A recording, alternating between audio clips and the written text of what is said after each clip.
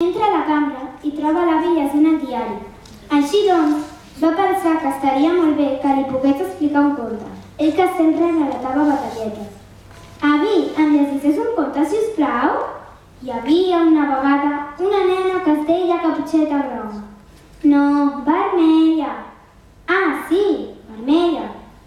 La seva mare la va cridar i li va dir: escolta, Caputxeta Verda, que no, vermella. Ah, sí, vermella. Ves a casa la tia Pascàcia i porta-li aquesta pela de patata. No, ves a casa l'àvia i porta-li aquesta coca. D'acord, d'acord. La nena se'n va al bosc i va trobar una girafa. Apa, quin embolic! Va trobar un llop i no pas una girafa.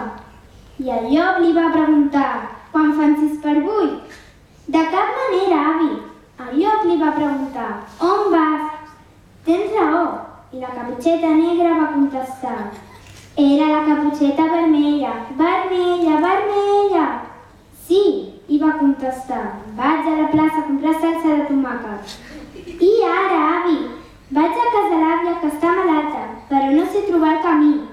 Just a la fusta i el cavall va dir: quin cavall? Era un llop. Oh, i tant! Va dir això. Agafa l'autobús número 75. Baixa a la plaça de la catedral. Gira cap a la dreta. Trobaràs 3 graonets i un dineret per terra.